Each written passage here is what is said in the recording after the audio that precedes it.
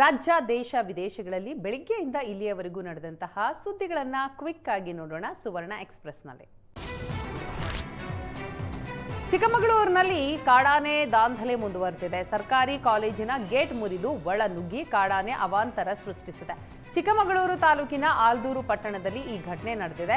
ಕಾಡಾನೆಗಳ ಓಡಾಟಕ್ಕೆ ನಿವಾಸಿಗಳು ಇಡೀ ರಾತ್ರಿ ಜಾಗರಣೆ ಮಾಡುವಂತಾಗಿದೆ.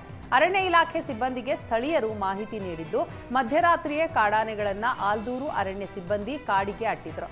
ಸದ್ಯ ಗ್ರಾಮದ ಒಳಗೆ ಕಾಡಾನೆ ಓಡಾಟದಿಂದ ಆಲ್ದೂರು ಗ್ರಾಮಸ್ಥರು ಹೊರ ಹೋಗಲು ಭಯ ಪಡುವಂತಾಗಿದೆ. ರಾತ್ರಿ ಸುರಿದ ಭಾರೀ ಮಳೆಗೆ ಕೊಪ್ಪಳ ಜಿಲ್ಲೆಯ ಹಲವು ಕಡೆ ಅವಾಂತರ ಸೃಷ್ಟಿಯಾಗಿದೆ. ಕಾರಟಗಿ ಪಟ್ಟಣದಲ್ಲಿ ಮಳೆಯಿಂದ ರಸ್ತೆಗಳು ಹಳ್ಳದಂತಾಗಿವೆ. ವಾಹನ ಸವಾರರು ಸಂಚರಿಸಲು ಪರದಾಡಿದ್ದಾರೆ. ಆಹಾರ ಹುಡುಕಿ ನಾಡಿಗೆ ಬಂದ ಚಿರತೆ ಬಾವಿಗೆ ಬಿದ್ದು ಒದ್ದಾಡಿದೆ. ಉತ್ತರ ಕನ್ನಡದ ಭಟ್ಕಳ ತಾಲೂಕಿನ ಯಲ್ವಡಿಕವೂರ ಗ್ರಾಮದಲ್ಲಿ ಈ ಘಟನೆ ನಡೆದಿದೆ. ನಾರಾಯಣ ನಾಯ್ಕ ಎಂಬುವವರ ಮನೆಯ ಬಾವಿಗೆ ಚಿರತೆ ಬಿದ್ದಿತ್ತು. ಬಾವಿಯಿಂದ ಕೂಗುವ ಶಬ್ದ ಕೇಳಿಬಂದು ನೋಡಿದಾಗ ಚಿರತೆ ಕಂಡಿದೆ. ಕೂಡಲೇ ಸ್ಥಳೀಯರು ಅರಣ್ಯ ಇಲಾಖೆಗೆ ಮಾಹಿತಿ ಕೊಟ್ಟಿದ್ದಾರೆ.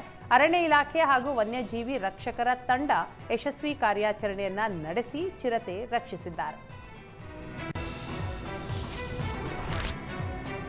ಸಾಮಾಜಿಕ ಜಾಲತಾಣಗಳ ಮೇಲೆ ಕಣ್ಗಾವಲಿಗೆ ಗೃಹ ಸಚಿವರ ಸೂಚನೆ ಬಂದಿದ್ದು, ಈ ಬೆನ್ನಲ್ಲೇ ಪೊಲೀಸರು ಅಲರ್ಟ್ ಆಗಿದ್ದಾರೆ. ಗೃಹ ಸಚಿವ ಪ್ರಿಯಾಂಕ್ ಖರ್ಗೆ ಬಗ್ಗೆ ಜಾತಿ ನಿಂದನೆ ಆರೋಪದ ಅಡಿ ಓರ್ವನನ್ನ ಪೊಲೀಸರು ಬಂಧಿಸಿದ್ದಾರೆ. ನಮ್ಮ ಕಾರ್ಲಾ ಫೇಸ್ಬುಕ್ ಪುಟದಲ್ಲಿ ಸುಧೀರ್ ಬಂಗೇರ ಆಕ್ಷೇಪಾರ್ಹ ಕಾಮೆಂಟ್ ಹಾಕಿದ್ರು.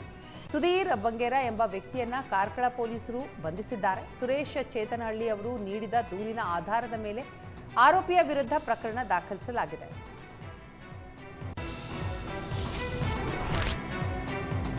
ನಕಲಿ ಛಾಪಾ ಕಾಗದ ಸೃಷ್ಟಿಸಿ ಸರ್ಕಾರದ ಬೊಕ್ಕಸಕ್ಕೆ ಕೋಟ್ಯಾಂತರ ರೂಪಾಯಿ ವಂಚಿಸಿದ ಪ್ರಕರಣ ಬೆಳಕಿಗೆ ಬಂದಿದೆ. ಈ ಸಂಬಂಧ 3 ಗುತ್ತಿಗೆದಾರರು ಹಾಗೂ ಡಿಜಿಟಲ್ ಸಂಸ್ಥೆಯ ವಿರುದ್ಧ ಎಫ್ಐಆರ್ ದಾಖಲಾಗಿದೆ. ಎನ್ಆರ್ ಪುರದ ಆಯ್ರಾ ಡಿಜಿಟಲ್ ಸಂಸ್ಥೆ ವಿರುದ್ಧ ಗಂಭೀರ ಆರೋಪ ಕೇಳಿಬಂದಿದೆ.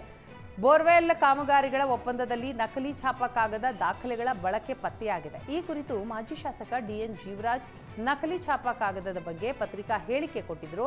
ಈ ಬೆನ್ನಲ್ಲೇ ಕೆಡಿಪಿ ಸಭೆಯಲ್ಲೂ ಕಠಿಣ ಕ್ರಮಕ್ಕೆ ಸೂಚನೆ ನೀಡಲಾಗಿತ್ತು. ಜೆಜೆಎಂ ಕಾಮಗಾರಿಯಲ್ಲಿ ಫೇಕ್ ಸ್ಟಾಂಪ್ ಪೇಪರ್ ಬಳಕೆ ಮಾಡಲಾಗಿದೆ. ಶೃಂಗೇರಿ ಪ್ರಕರಣದಲ್ಲಿ ಗುತ್ತಿಗೆದಾರ ಯು ನಾಗರಾಜ್ ವಿರುದ್ಧ ದೂರು ದಾಖಲಾಗಿ ಪೊಲೀಸರು ತನಿಖೆ ಮುಂದುವರೆಸಿದ್ದಾರೆ.